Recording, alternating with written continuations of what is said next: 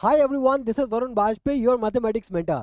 तो आज की इस वीडियो में मैं आपके मैथमेटिक्स से रिलेटेड सारे दुख दर्द और तकलीफों को जड़ से खत्म करने वाला हूं, क्योंकि आज इस वीडियो में मैं आपके वो सारे प्रॉब्लम्स को एड्रेस करूंगा जिससे आपकी स्टडी इफेक्ट हो रही है, आप अपने प्लान को प्रॉपरली एग्जीक्यूट नहीं कर पा रहे हो। क्योंकि डियर, अभी भी हमारे पास, मुझे पता है हालांकि ये वीडियो लाने में मैं थोड़ा सा लेट हो गया हूं, बट कोई नहीं, देर आए दुरुस्त आए, ठीक है। तो बेसिकली है क्या कि अभी भी हमारे पास इनफ अमाउंट ऑफ टाइम है। तो अगर हमने इस टाइम को अच्छे से यूटिलाइज कर लिया डियर, तो हमारा स्कोर अभी भी हमारे हाथ में है, अभी भी चीजें हमारे हाथ से निकली नहीं है, ठीक है। तो बेसिकली पिछले कुछ दिनों से मेरे पास बहुत सारे, मैं आज कुछ जनरल क्वेरीज को डिस्कस करूंगा, ठीक है। पहले मैं कुछ क्वेरीज को डिस्कस करूंगा, ठीक है, कि क्या क्या क्वेरीज हैं आपकी, देन उसका एक कंबाइंड सोल्यूशन दूंगा। तो अगर आपने वो सोल्यूशन को प्रॉपरली फॉलो किया तो डियर, लिटरली बता रहा हूं, आपके 90% से अबव मार्क्स कहीं नहीं गए, कहीं नहीं गए। क्योंकि मैं भी भाई कुछ एक्सपीरियंस से बोल रहा हूं, ठीक है। मैं यहां पे अगर आज ये वीडियो बना रहा हूं तो डियर मुझे भी पता है कि आपके टाइम की क्या वैल्यू है, क्या इंपॉर्टेंस है। तो बस डियर, मेरे कहने से बस ये 4 से 5 मिनट, ज्यादा बात नहीं करूंगा, बस मुद्दे की बात करूंगा, वही बात करूंगा जो आपके लिए जरूरी है, ठीक है। तो बस पूरी डेडिकेशन के साथ ये पूरा वीडियो देख लेना एक बार, ठीक है। तो बेसिकली पिछले कुछ दिनों से डियर मेरे पास बच्चों के कुछ ऐसे डाउट्स आ रहे हैं, जैसे कि कुछ बच्चे मुझसे ये बोल रहे हैं कि सर मेरा सिलेबस तो कंप्लीट हो गया है, बट अभी भी क्या होता है कि जब मैं नया क्वेश्चन ट्राई करता हूं तो मैं फिर से ब्लैंक हो जाता हूं, मुझे लगता है सर इसको स्टार्ट कहां से करें, मुझे यही नहीं समझ में आता है। तो डियर, इसका सबसे बड़ा रीजन क्या है कि अभी आपके कहीं ना कहीं कॉन्सेप्ट उतने ज्यादा स्ट्रांग नहीं है, ठीक है, या फिर आपने उतने ज्यादा क्वेश्चंस को प्रैक्टिस नहीं किया है।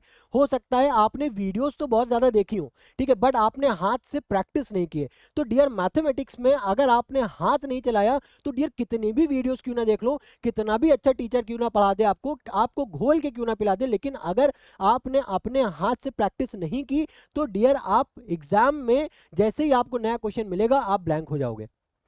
क्योंकि मोस्ट ऑफ द टाइम ये होता है, या फिर हम लोग क्या करते हैं, हम लोग अपना सेल्फ कॉन्फिडेंस लूज कर देते हैं, मुझे अपने भरोसा नहीं रहता है। अगर मेरे दोस्त का कॉल आया, उसने बोला भाई आरडी आरडी लगा ले, मेरे टीचर ने बोला आरडी से ही क्वेश्चन आएगा, अपनी तैयारी छोड़ करके हम आरडी सॉल्व करने लग गए। दूसरे का कॉल आया, भाई आरएस लगा ले, आरएस में ये क्वेश्चन आएगा, हम आरएस के पीछे लग गए। किसी ने बताया भाई मेरे पास एक केस बेस्ड क्वेश्चन की बुक है, मैं उसको कुछ फोटो भेजा हूं, भाई ये क्वेश्चन लगा ले तो पक्का आएगा। मैंने अपनी तैयारी छोड़ दी, मैं जो फोकस था, जो मेरा प्लान था, मैंने उसको छोड़ दिया, मैं दूसरे की बात पे आकर के लग गया, मैं उसके कहने पे चलने लगा। तो सबसे बड़ी दिक्कत तो यही है आपके पास, आपके लिए सबसे, आपको आता है, आपने सिलेबस कंप्लीट भी कर लिया है, ठीक है, बट बजाय अपने अपने सुनने की आप दूसरे की सुन रहे हो, दूसरे के कहने पे भाग रहे हो। तो डियर, इससे ना आपका भला नहीं होने वाला, आप अपने लिए गड्ढा खोद रहे हो, अपना फ्यूचर आप अंधेरे में डाल रहे हो, ठीक है। देखो है क्या कि आपका क्लास 10 मैथमेटिक्स में 14 चैप्टर है, 14 बात, मेरी बात समझना, बहुत ध्यान से समझना, ये 14 चैप्टर बहुत बड़ा खेल नहीं है, ठीक है। और अभी ये जो टाइम है, बहुत ध्यान से समझना, अभी ये जो टाइम है, ठीक है, अगर आपने, फिर से बोल रहा हूं, अगर आपने इसको प्रॉपरली यूटिलाइज कर लिया डियर, सब कुछ आपके अभी भी हाथ में है, बहुत ज्यादा चीजें नहीं करनी है, ठीक है। अभी मैं आपको बता रहा हूं क्या क्या चीजें आपको फॉलो करनी है, बस उन्हीं चीजों को फॉलो कर लेना, आपके मार्क्स गारंटीड है। तो पहली बात तो ये हो गई कि बच्चों को जब भी क्वेश्चंस, उनका कॉन्सेप्ट कंप्लीट है बट अभी भी क्वेश्चंस को वो सॉल्व करते हैं तो उनको समझ में नहीं आता, तो उसका रीजन मैंने आपको बता दिया। दूसरी बात यह है कि अभी भी कुछ ऐसे बच्चे हैं जिनका सिलेबस फिनिश नहीं हुआ है पूरी तरीके से, कुछ चैप्टर्स अभी भी पेंडिंग है। तो उनके लिए क्या करना है, क्या नहीं करना है, अब बहुत ध्यान से एक एक बात को समझना, ठीक है डियर, अब ध्यान से समझना, जो मैं बोलने जा रहा हूं, बताने जा रहा हूं, बहुत ही ध्यान से समझना, ठीक है। देखो हमें क्या करना है, ऐसे बच्चे जिनका अभी सिलेबस पेंडिंग है, ठीक है, तो सबसे पहले तो आप वन शॉट देखो, ठीक है, आप वन शॉट देखो और कोशिश करो कि वन शॉट 5 से 6 घंटे की ना हो।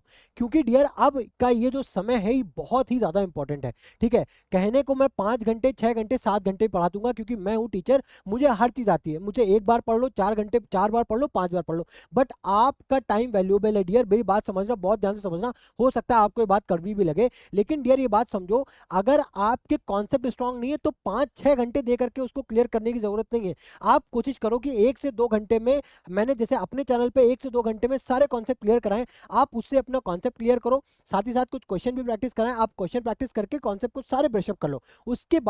उसके बाद आपको करना है, आपको एनसीईआरटी को सारे एनसीईआरटी के जितने भी क्वेश्चंस हैं वो सारे से सारे आपको कर डालें, एक भी क्वेश्चन एनसीईआरटी का छोड़ना नहीं है। एनसीईआरटी को करने के बाद आपको करने हैं पीवाईक्यूज। क्या करना है आपको? आपको करने पीवाईक्यूज। ये 3 स्टेप बस डियर, आपको ये 3 स्टेप कर लिए अगर आपने तो आपके 90% मार्क्स एश्योर्ड हैं, एश्योर्ड, कहीं नहीं गए। ठीक है, बस आप क्या करो, एक बार यहां पे आ गए, फिर उसके बाद फिर से यही स्टेप आप रिपीट कर दो।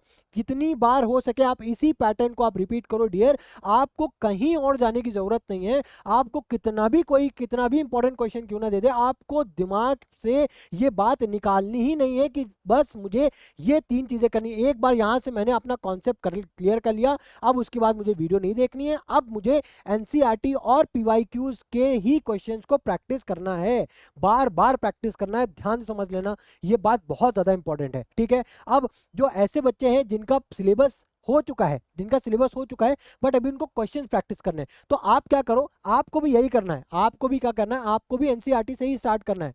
आपको एनसीईआरटी से ही स्टार्ट करना है। एनसीईआरटी के बाद आप कोशिश करो कि पीवाईक्यूज कर लो। ठीक है, पीवाईक्यूज कर लो, और साथ ही साथ अगर टाइम है तो आप एग्जाम्पलर भी कर लो।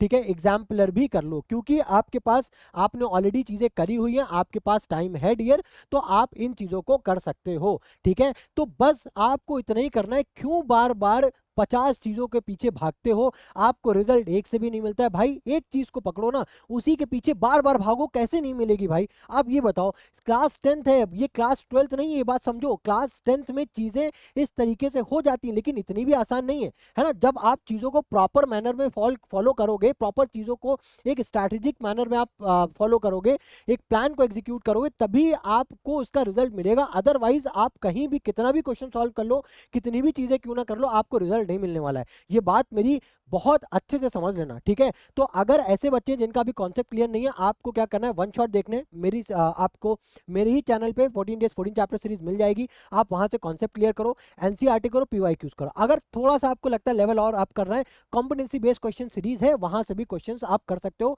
मैंने वहां पे वन शॉट नहीं डाला है, छोटी छोटी वीडियोस डाली है, तो आप वहां से छोटे छोटे वीडियोस को आप इजीली कर लोगे। आप जल्दी से आप उसको सारे क्वेश्चंस को फिनिश करो, और आप अपना कॉन्सेप्ट, अपना कॉन्फिडेंस को बूस्ट अप करो। कॉन्फिडेंस बहुत ज्यादा इंपॉर्टेंट है। कभी कभी क्या होता है, कुछ क्वेश्चंस हमको आता है, हमको उसका सोल्यूशन भी पता है, लेकिन due to just lack of confidence हम ये पता ही नहीं हो पाता है कि हम इसको सॉल्व कर भी सकते हैं या नहीं। और एग्जाम में प्रेशर इतना ज्यादा होता है डियर कि आते हुए क्वेश्चन हम छोड़ करके चले जाते हैं। तो बस ये सिर्फ और सिर्फ इस चीजें की वजह से है, क्योंकि आपका कॉन्फिडेंस अभी इतना बूस्टअप नहीं हुआ है। वो कैसे बूस्टअप होगा? आपको प्रैक्टिस करनी। प्रैक्टिस हर जगह के क्वेश्चंस को नहीं करना है, बस इतना ही फॉलो करना है। ठीक है, जिनका ऑलरेडी सिलेबस हो चुका है, आपको ये करना है। जिनका सिलेबस नहीं हुआ है, उनको ये फॉलो करना है, दैट्स इट।